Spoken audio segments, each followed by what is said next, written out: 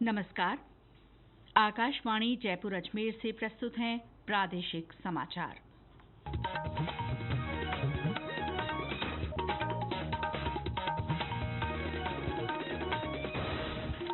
मुख्य समाचार। टोंक में बनास नदी में 11 युवक बहे, 8 की मौत, 3 को बचाया गया। प्रधानमंत्री नरेंद्र मोदी ने बीते 11 वर्षों में रक्षा क्षेत्र में हुई प्रगति को आत्मनिर्भरता और आधुनिकीकरण का प्रतीक बताया। विद्युत मंत्रालय ने वीजीएफ योजना के तहत राजस्थान को 4000 मेगावाट प्रति घंटा की बैटरी ऊर्जा भंडारण प्रणाली आवंटित की। और पुलिस महानिदेशक यूआर साहू को आरपीएससी का अध्यक्ष नियुक्त किया गया। समाचारों के साथ मैं शीला चावला और अब समाचार विस्तार से। टोंक में आज बनास नदी में डूबने से 8 युवकों की मौत हो गई है। मरने वाले सभी लोग जयपुर के रहने वाले थे। हादसा टोंक सदर थाना क्षेत्र में पुराने पुल के पास हुआ। टोंक पुलिस अधीक्षक विकास सांगवान ने आकाशवाणी को बताया कि घटना दोपहर में उस वक्त हुई जब 11 युवकों का समूह पिकनिक मनाने के लिए बनास नदी पर पहुंचा और नदी में नहाने के लिए उतरा। इसके बाद ये समूह नदी में बहने लगा। इस दौरान उन्हें बचाने के लिए बाकी दोस्त भी पानी में उतरे और हादसे का शिकार हो गए। सूचना मिलने पर पुलिस और प्रशासन की टीम ने मौके पर पहुंचकर राहत कार्य शुरू किया और इनमें से 3 युवकों को बचा लिया गया। करीब 11 के आसपास लड़के थे, जवान लड़के 25-30 उम्र के। ये सारे ही घाट गेट और हसनपुरा जयपुर के रहने वाले हैं, जो जयपुर से पिकनिक मनाने के लिए बनास पुलिया का जो पुराना पुल है, जिसको कच्चा बंदा बोलते हैं, वहाँ पर आए हुए थे। उसी दौरान इनमें से 8 जो लड़के थे वो नीचे नहाने के लिए चले गए, जिसमें जब वो डूबने लगे तो उसको बचाने के प्रयास में बाकी लोग भी डूबते गए और एक घटना ने जो है बड़ा रूप ले लिया। उनकी जो बॉडीज है उनको मॉर्चरी में रखवा दिया गया है। जो 8 मृतक हैं, परिजन एक बार यहाँ पर आ जाए, फिर जैसा भी वो चाहेंगे उसके अनुसार पोस्टमार्टम और आगे जो विधिक कार्रवाई की जाएगी।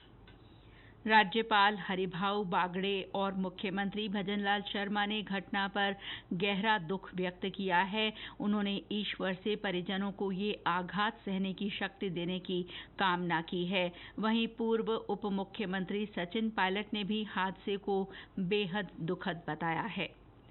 प्रधानमंत्री नरेंद्र मोदी ने भारत के रक्षा क्षेत्र में पिछले 11 वर्षों में हुई अभूतपूर्व प्रगति की सराहना की है। सोशल मीडिया पोस्ट में श्री मोदी ने लिखा कि इससे आत्मनिर्भरता और आधुनिकीकरण को मजबूती मिली है। आज आप देखिए, भारत में डिफेंस मैन्युफैक्चरिंग इकोसिस्टम नई ऊंचाइयां छू रहा है।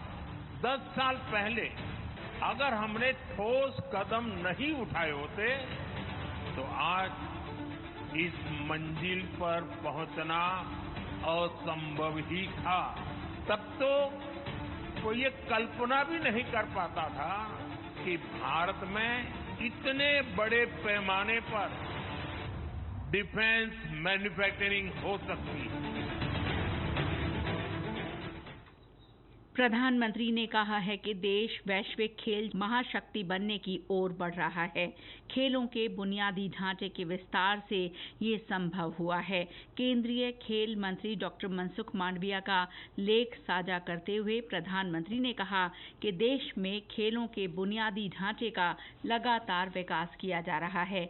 लेख में श्री मांडविया ने कहा है कि पिछले 11 वर्षों में इसमें उल्लेखनीय बदलाव आया है। पिछले 1 दशक में युवा कार्यक्रम और खेल मंत्रालय का बजट 3 गुना अधिक हो गया है। मुख्यमंत्री भजनलाल शर्मा ने जयपुर में 11 वर्ष संकल्प से सिद्धि विषय पर आयोजित प्रेस वार्ता को संबोधित किया। प्रदेश भाजपा कार्यालय में हुई इस बैठक में उन्होंने कहा कि बीते 11 साल परिवर्तन, प्रगति और गौरव के रहे हैं। इस दौरान देश के समावेशी विकास पर जोर दिया गया।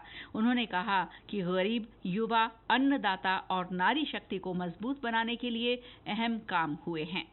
आज मुझे प्रदेश की जनता को ये बताते हुए हर्ष हो रहा है कि 2014 में माननीय प्रधानमंत्री श्री नरेंद्र मोदी जी के सत्ता संभालने से लेकर अब तक प्रदेश को 2,11,000 करोड़ रुपए केंद्र प्रवर्तित योजनाओं में प्राप्त हुए हैं। प्रधानमंत्री जी का सपना है कि भारत पुनः विश्वगुरु बने। उनके नेतृत्व में भारत ने न केवल आर्थिक और तकनीकी प्रगति की, बल्कि अपनी सांस्कृतिक और आध्यात्मिक विरासत पुनः स्थापित हुई है।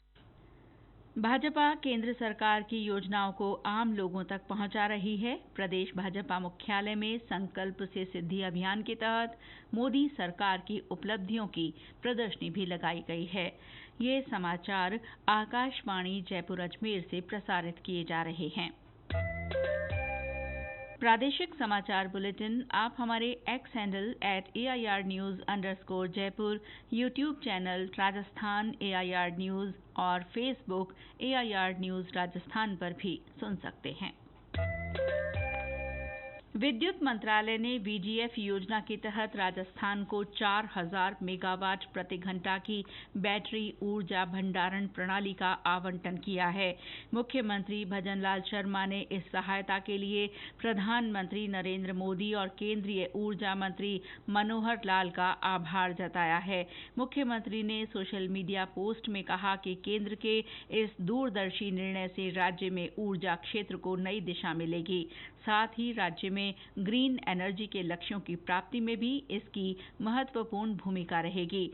VGF योजना से राज्य में निजी क्षेत्र को आधारभूत ढांचे में निवेश के लिए प्रोत्साहित किया जा रहा है। इसके साथ ही नवीकरणीय ऊर्जा परियोजना के विकास को भी बढ़ावा दिया जा रहा है।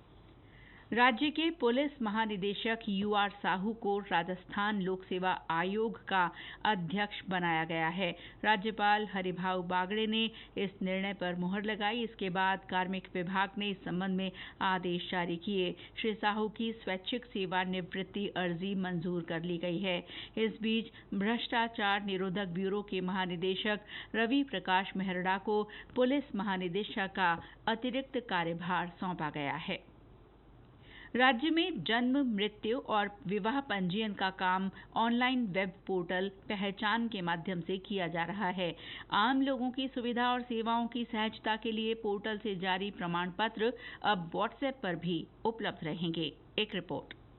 राज्य सरकार ने वेब पोर्टल पहचान के माध्यम से दी जा रही सरल और पारदर्शी सुविधाओं के क्रम में एक और महत्वपूर्ण पहल की है। इसके तहत कंप्यूटरीकृत और ई-साइन युक्त प्रमाण पत्र अब आवेदकों को व्हाट्सएप पर उपलब्ध होंगे। आर्थिक और सांख्यिकी निदेशालय में निदेशक विनेश सिंघवी ने बताया कि इस सुविधा का लाभ उठाने के लिए आवेदक को पंजीकरण के समय अपना व्हाट्सएप सुविधा वाला रजिस्टर्ड मोबाइल नंबर अनिवार्य रूप से बताना होगा। उन्होंने कहा कि ये प्रयास डिजिटल इंडिया मिशन की दिशा में एक और प्रभावशाली कदम है। समाचार कक्ष से सुदर्शन नाहर। और अब मौसम। प्रदेश में अधिकतर जिले भीषण गर्मी और लू की चपेट में हैं। कई जिलों में अधिकतम तापमान 45 डिग्री सेल्सियस से ऊपर मापा जा रहा है। इससे जनजीवन प्रभावित हो रहा है। भीषण गर्मी से राहत पाने के लिए लोग तरह तरह के उपाय कर रहे हैं। मौसम विभाग के अनुसार प्रदेश में एक सप्ताह तक भीषण लू के हालात बने रहने की संभावना है। हमारे संवाददाता ने बताया कि इस दौरान रातें भी बहुत गर्म रहने के आसार हैं।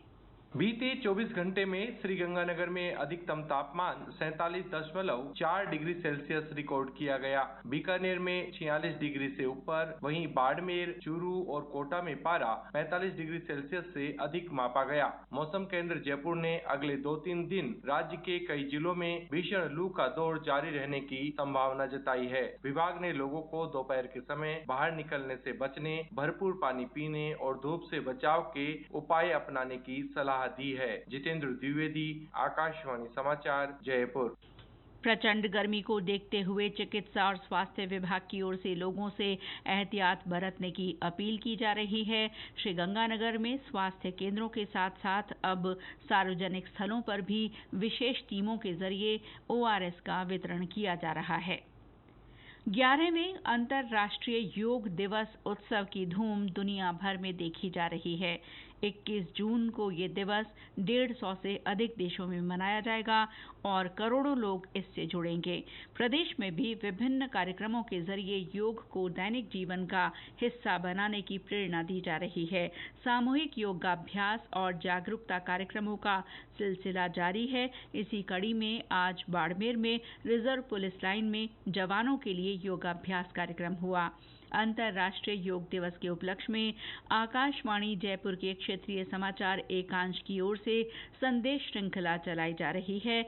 इसमें आज सुनिए जोधपुर से योग प्रशिक्षक कीर्ति चौरड़िया के विचार। इनका कहना है कि बचपन से ही योग की शुरुआत करनी चाहिए।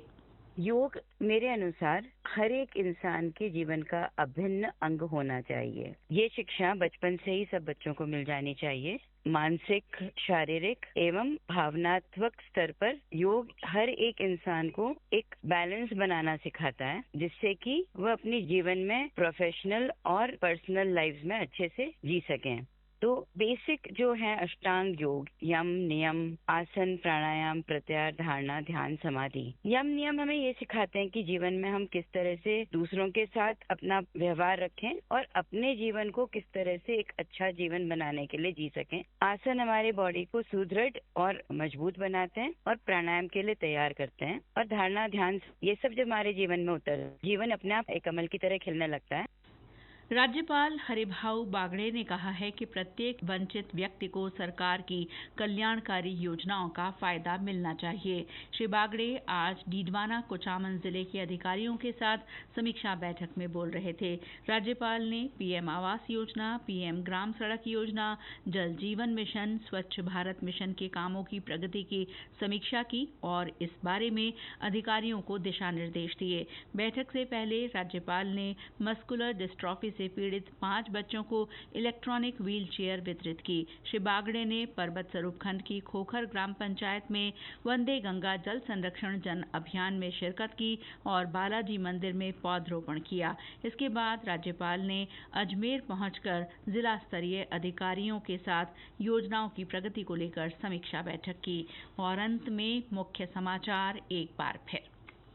टोंक में बनास नदी में 11 युवक बहे, 8 की मौत, 3 को बचाया गया। प्रधानमंत्री नरेंद्र मोदी ने बीते 11 वर्षों में रक्षा क्षेत्र में हुई प्रगति को आत्मनिर्भरता और आधुनिकीकरण का प्रतीक बताया। विद्युत मंत्रालय ने वीजीएफ योजना के तहत राजस्थान को 4000 मेगावाट प्रति घंटा की बैटरी ऊर्जा भंडारण प्रणाली आवंटित की। और पुलिस महानिदेशक यूआर साहू को आरपीएससी का अध्यक्ष नियुक्त किया गया। इसके साथ ही प्रादेशिक समाचार बुलेटिन समाप्त हुआ। नमस्कार।